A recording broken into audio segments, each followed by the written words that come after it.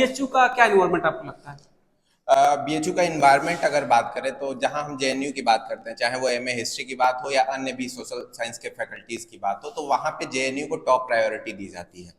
कारण मुझे एकमात्र ये लगता है कि पहली चीज तो ये है कि दिल्ली शहर से वो बहुत ज्यादा करीब है, जिसकी वजह से जो भी नए किताब लिखे जाते हैं तो उसका जो सेमिनार होता है, विमोचन होता है, बहुत ज्यादा कार्यक्रम होते रहते हैं। क्योंकि मेरे कई दोस्त गए हुए हैं यहाँ पे, क्या है कि जो सिलेबस बन गया है, कई बार हमारे साथ ऐसा होता है कि टीचर्स खुद बोल रहे होते हैं कि इस सिलेबस में ये कमियां हैं, लेकिन उनको सुधारने की छूट नहीं है। 2 साल 3 साल पहले एक टीचर ने बना दिया अपने पसंद का, लेकिन वो पढ़ाना पड़ता है मजबूरन। तो इन चीजों में थोड़ा सा मतलब इम्प्रूव करने की जरूरत है। लेकिन ओवरऑल एक चीज मैं ये अपना कहना चाहूंगा कि मेरे अंदर ये बायसनेस हो सकती है, क्योंकि इंसान को जितना मिलता है उससे ज्यादा की वो इच्छा रखने लगता है।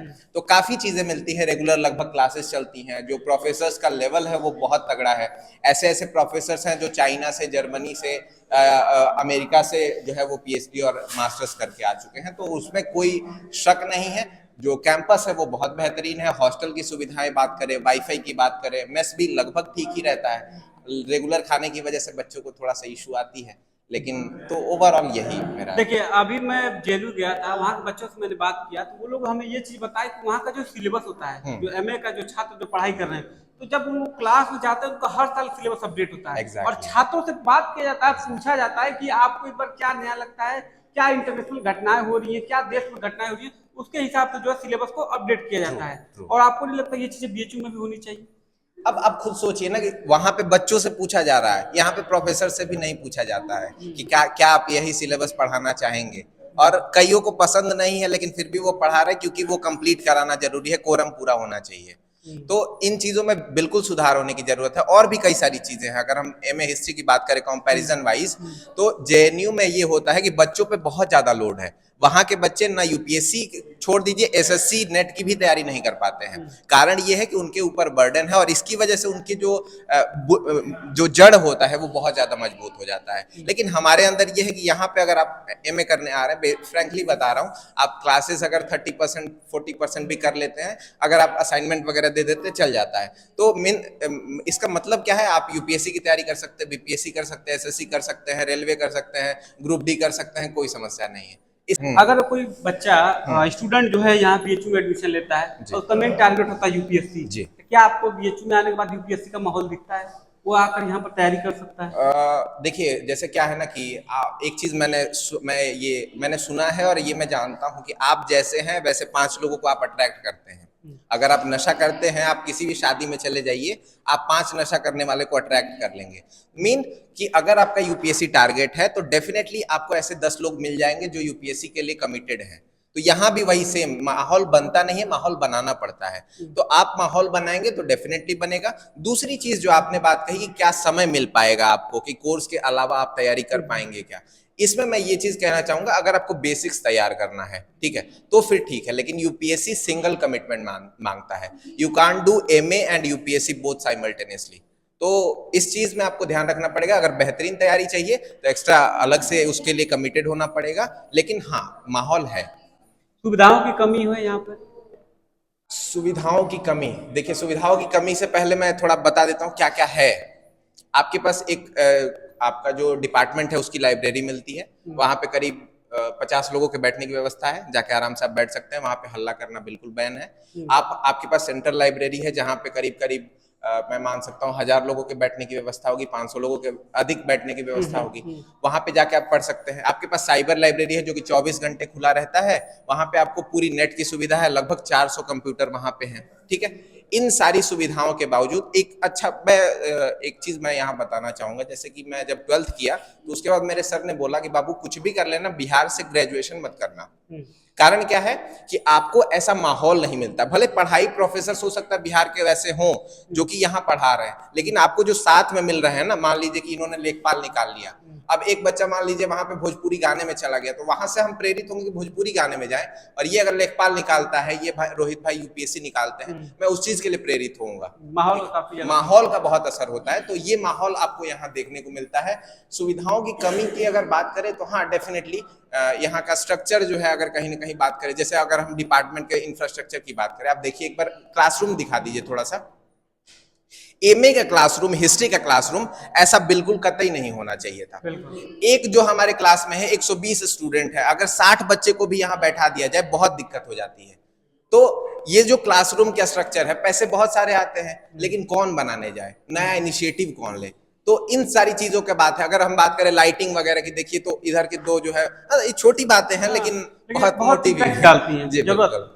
देखिए बहुत सारे छात्र सब, बहुत लोग, सबका तो बीएचयू में कैंपस में एडमिशन हो नहीं पाता है। बहुत सारे बच्चों का एफिलिएटेड कॉलेज में एडमिशन होता है, वहां से एमए वगैरह करते हैं। तो चलिए आपकी बात अगर हम मानते हैं तो बीएचयू मेन कैंपस में तो जो आपने सुविधाएं बताई कि आपने डिपार्टमेंटल लाइब्रेरी है और आपका जो है सेंट्रल लाइब्रेरी है, साइबर लाइब्रेरी है। अफिलिएटेड कॉलेज का क्या सीन है? क्या अफिलिएटेड कॉलेज में बच्चा एडमिशन लेकर भी यूपीएससी की तैयारी कर सकता है? कर सकता है। इवन मैं बता दूं, आपको जान करके हैरानी होगी कि वीसीडब्ल्यू एक कॉलेज है जो एफिलिएटेड है, Basanta college for women Rajghat में। उसकी जो नाक रेटिंग है, एनएसी जो एक रेटिंग देती है संस्था, बीएचयू की रेटिंग जो है वो ए है और उसकी रेटिंग A++ है।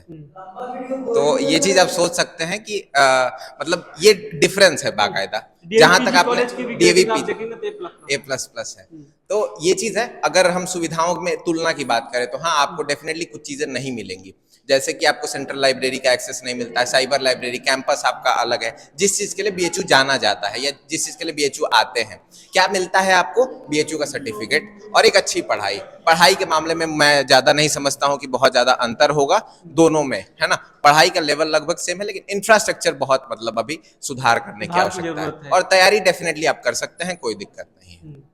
तो ओवरऑल मतलब आप संतुष्ट हैं? अगर हम बीएचयू डीयू का फिलहाल कंपैरिजन कर देते हैं तो वो कैसा देखते हैं आप? बीएचयू डीयू अगर हम मेन है कि वो कैपिटल सिटी है, ठीक है। तो खर्चे के मामले में अगर हम बात कर ले तो खर्चे में अगर आपके पास पैसे हैं तो डीयू के लिए जाइए। पढ़ाई का लेवल लगभग बराबर रहता है, माहौल आपको इससे ज्यादा अच्छा मिलेगा, जैसा रोहित भाई ने भी बताया, ठीक है। और दूसरी चीज अगर हम बात करें, उसमें कैंपस बहुत ज्यादा है। तो अगर आपके टॉप के कॉलेजेस मिल रहे हैं, टॉप 5 कॉलेजेस मिल रहे हैं नॉर्थ कैंपस के, तो you can go for that, otherwise BHU is the best, ठीक है। तो ये चीज रही, अगर टॉप 5 मिल रहे हैं तो आप वहां जाइए, वरना फिर ये बीएचयू करिए, उससे अलावा आप कहीं जाने की जरूरत। पर्सनालिटी डेवलपमेंट के बारे में आप क्या देखते हैं? कहाँ पे आपको लगता है ज्यादा बेहतर है? चीजें सीखने की जो ललक होती है स्टूडेंट्स के अंदर, तो कहाँ आपको ज्यादा देखने को मिलता है? क्या यहाँ के बच्चे ज्यादा एडवांस होना चाहते हैं या फिर हैं, या फिर डीयू के बच्चे ज्यादा आपको एडवांस लगते हैं? देखिए एक चीज मैं बता रहा हूँ, मैं बिहार से हूँ, ठीक है। तो शुरुआत में जब मैं आया तो मुझे अपने भाषा में कमी दिखा, एक टोन दिखा, है ना, दालबा, समझ रहे, ये जो टोन होता है हमारे अंदर, अभी ये मेरे अंदर है, लेकिन आपको समझ में नहीं आएगा, मेरा आपको समझ नहीं आएगा। लेकिन मेरे भैया दिल्ली से जब आते हैं तो वो कहते हैं यार कैसे बोलते हो तुम, ठीक है। तो जब आप दिल्ली की तरफ जाएंगे या उससे अभी अच्छी सिटी में जाएंगे तो आप धीरे धीरे इवोल्व होते हैं, अपने जो मूल जड़ है उसको छोड़ने लगते हैं। तो ये डेफिनेटली होगा। मैं कहूंगा बिहार से यहाँ मैं बेहतर हुआ हूँ। अगर मैं दिल्ली जाता हूँ तो पर्सनालिटी डेवलपमेंट में मैं यहाँ से बेहतर होके निकलूंगा। डिपेंड करता है कैसा इन्वायरमेंट है, कैसे लोग मिल रहे हैं, क्योंकि यहाँ पर आप बीएचयू में देखिएगा तो मेनली यूपी बिहार ज्यादातर बेल्ट के लोग ही आते हैं। आपको अपनी कमी समझ नहीं है कि आप लगेंगे अरे कितना अच्छा बोल रहा हूँ मैं इंग्लिश के वर्ड यूज करता हूँ बीच बीच में, लेकिन दैट्स नॉट एनफ।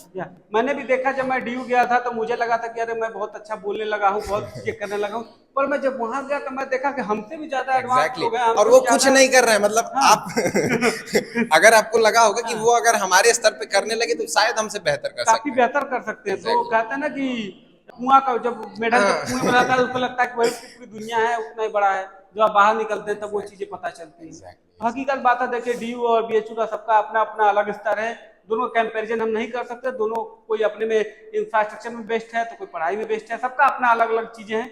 और आपने फिलहाल देखा कि हमें हिस्ट्री के छात्रों से हमने बात किया, सारा चीजें आपको क्लियर कर दी। चलिए फिलहाल इस वीडियो को यहीं पे एंड करते हैं। ख्याल रखिए, स्वस्थ रहिए, मस्त रहिए। यहाँ पर है लगा मेरे में, क्योंकि अभी आपने बात कर रहे थे हमें हिस्ट्री के छात्र जो सभी अलग अलग बैकग्राउंड से हैं, अलग अलग जगह से हमारे चैनल का प्रमोशन। हाँ बताइए, आप कर दीजिए। आप बताइए। दोस्तों मैं हूं बसंत और हमारा एक चैनल है बीएचयू वाले द हिस्टोरी का। अगर आप यहाँ तक सही में देख रहे हैं तो उसको भी विजिट करिए। हम तैयारी कराते हैं, साथ ही साथ एमए हिस्ट्री और सीयूटी पीजी की पूरी तैयारी कराते हैं। बेशर्म बन के अब ज्यादा नहीं बोलूंगा, भैया एंड करिए। चलिए फिलहाल इनका जो चैनल को आप लोग सब्सक्राइब करिएगा, देखिएगा, काफी अच्छा लगेगा। और मेरा भी इन्होंने इंटरव्यू लिया था, वो भी आप इनके चैनल पर जाके देख सकते हैं। फिलहाल इस वीडियो को एंड करते हैं। ख्याल रखिए, स्वस्थ रहिए, मस्त रहिए, खाते पीते रहिए, मोटा जाइए। हर हर महादेव।